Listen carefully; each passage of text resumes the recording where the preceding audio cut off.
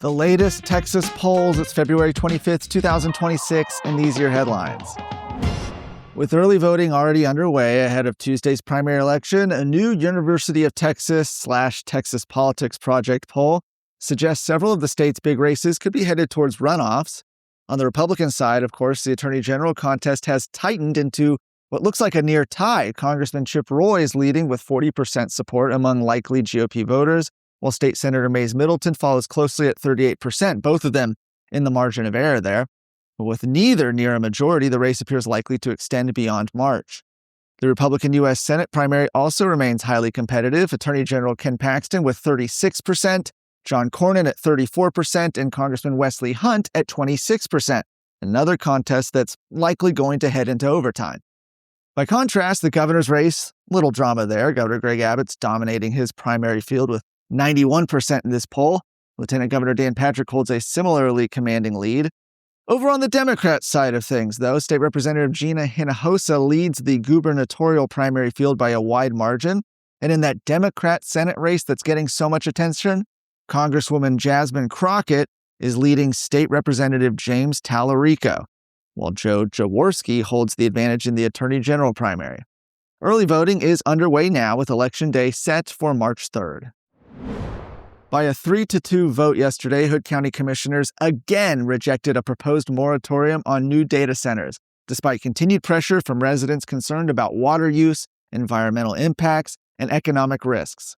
Instead, the court unanimously approved a resolution urging Governor Greg Abbott to call a special legislative session so state lawmakers can address data center development.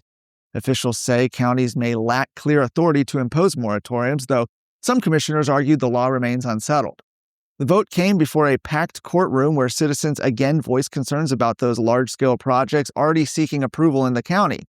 Commissioners also unanimously voted to formally request a response from District Attorney Ryan Sinclair regarding a forensic audit of the Hood County Appraisal District. That audit found more than $3 million in surplus taxpayer funds were withheld and spent without notifying supervising local governments, with about $1.3 million still unresolved. County officials say both issues remain ongoing, with development regulations expected to return to the agenda in March.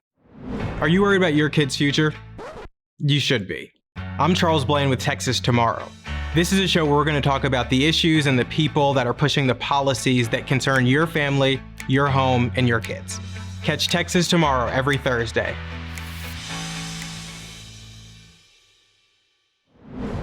Texas's new Education Freedom Account program has already blown past expectations as it reaches the halfway point of the 6-week application window.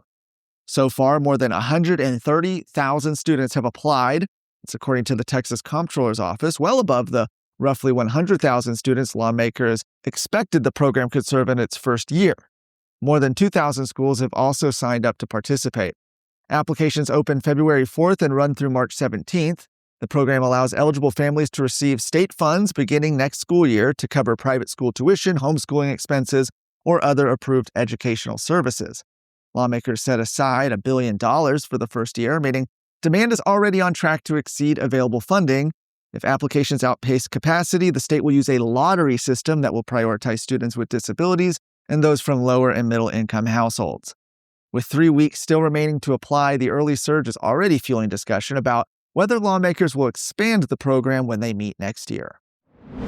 For more of today's stories, go to TexasScorecard.com.